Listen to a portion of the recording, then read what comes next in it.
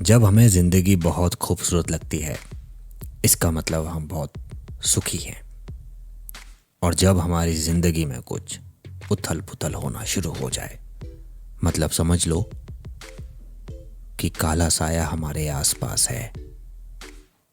इसी पर आधारित एक कहानी हम आपके लिए लेकर आए हैं, अनामिका।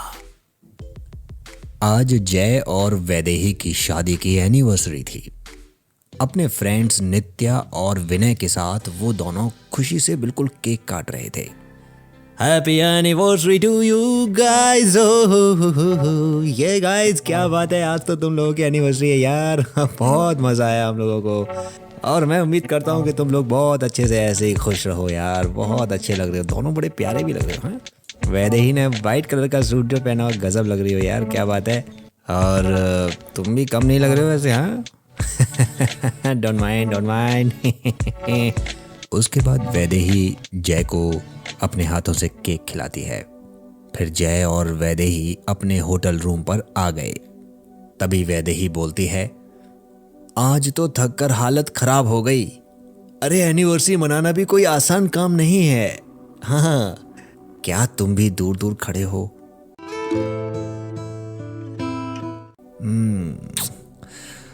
अरे तुमसे दूर रहना भी कौन चाहता है यार। हाँ तो मना भी कौन कर रहा है, नहाना है ना। अरे अच्छे तो लग रहे हो, क्या नहाना। अच्छा बस 5 मिनट लगेंगे जान, जब तक तुम चेंज कर लो, ठीक है? जल्दी आना। कितना खुशकिस्मत हूं मैं कि मुझे वैदेही जैसी बीवी मिली। तभी अचानक बाहर से आवाज आती है, वैदेही सब ठीक तो है ना? वैदेही, वैदेही क्या हो रहा है वहां पर? अब जय जैसे ही बाथरूम से बाहर आया, सामने का दृश्य देखकर उसकी आंखें खुली रह गई और उसने देखा कि दीवार पर कुछ धब्बे थे और वहां पर कुछ लिखा हुआ भी था। क्या लिखा था? सब डरते हैं। और उसने जब नीचे देखा तो उसकी बीवी वैदेही जमीन पर मरी पड़ी हुई थी और उसके पेट में खंजर था और चारों तरफ खून ही खून। वैदेही! सब डरते हैं, सब डरते हैं। मनोवैज्ञानिक जय के ऑफिस में उससे कंसल्टेशन लेने के लिए नताशा नामक एक महिला आई हुई थी। तभी वो बोलती है, ये महीने भर पहले की बात है, हमने नया मकान लिया था। पहले हम किराए पर रहते थे। मकान लेते वक्त ही एजेंट ने हमें बता दिया था कि इससे पहले मकान किराए पर था और जिस परिवार को ये मकान किराए पर दिया गया था उसकी बेटी ने यहाँ खुदकुशी कर ली थी।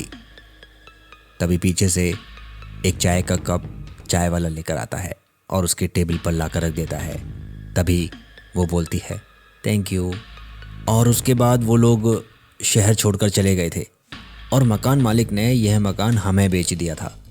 हम नए विचारों के लोग थे, इसीलिए ऐसी बातों से हमें कोई फ़र्क नहीं पड़ता। हमने मकान ले लिया। मैं यहीं एक कंपनी में वेब डिजाइनिंग का काम कर रही हूँ। मेरे पति एक मल्टीनेशनल कंपनी में काम करते हैं जो कि काम के सिलसिले में अक्सर बाहर ही जाते रहते हैं। मकान लेने के बाद हफ्ता भर हमें घर सेट करने में लगा। उसके बाद 3-4 दिन और मेरे पति मेरे साथ रहे और फिर वो बिजनेस टूर के लिए बाहर चले गए। हमने काम करने के लिए एक बाई रख ली थी। 1-2 दिन सब कुछ ठीक रहा। फिर रात अचानक मुझे अपने सीने पर दबाव महसूस हुआ, जैसे कोई मेरी छाती को दबा रहा हो। एकदम डर गई थी मैं नींद से उठ गई। मैंने घड़ी की तरफ देखा तो रात 1:30 बज रहे थे। मुझे ऐसा लग रहा था जैसे कि कोई मुझे देख रहा हो। मैंने इधर उधर देखा मगर कोई नहीं था।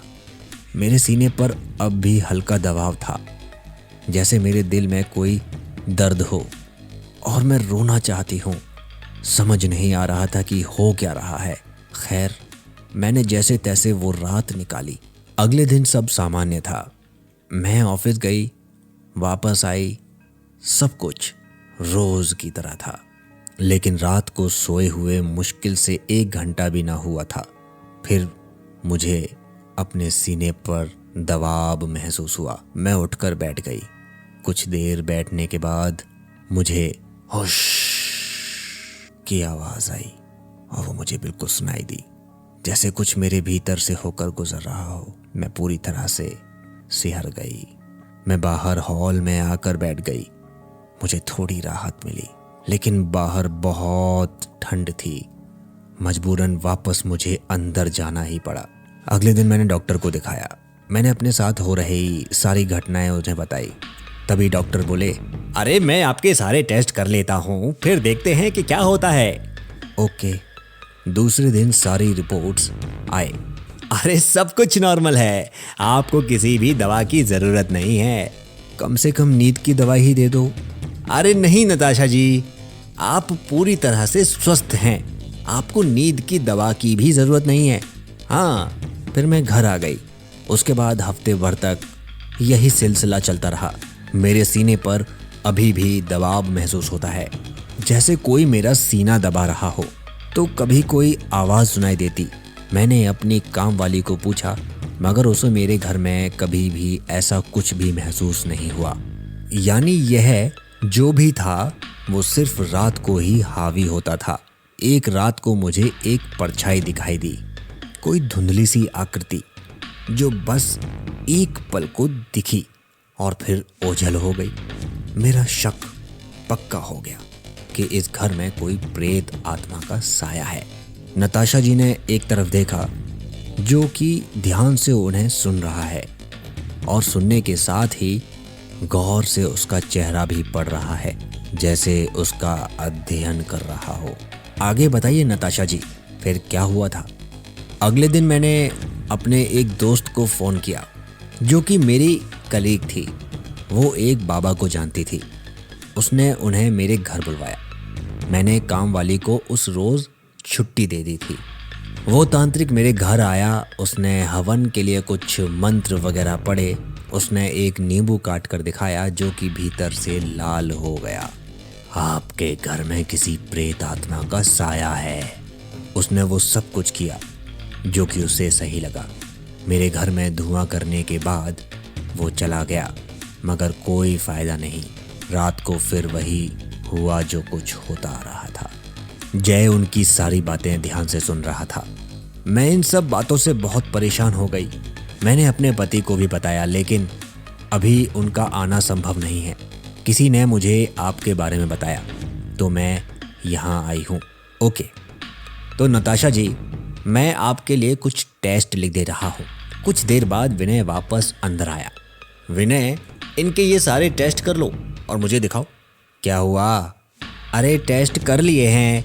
स्लीप पैरालिसिस का किया कि नहीं? नहीं, ये तो पहले ही पता चल रहा था कि उन्हें नींद से उठने में कोई दिक्कत नहीं थी। दूसरा, नींद से उठने के बाद भी समस्या जारी थी। स्क्रोनोजोफेनिया के कोई लक्षण लग रहे हैं? ऐसा तो कुछ भी नहीं है। विनय ने जय को सारी रिपोर्ट्स पकड़ा दी। सारी रिपोर्ट तो नेगेटिव हैं।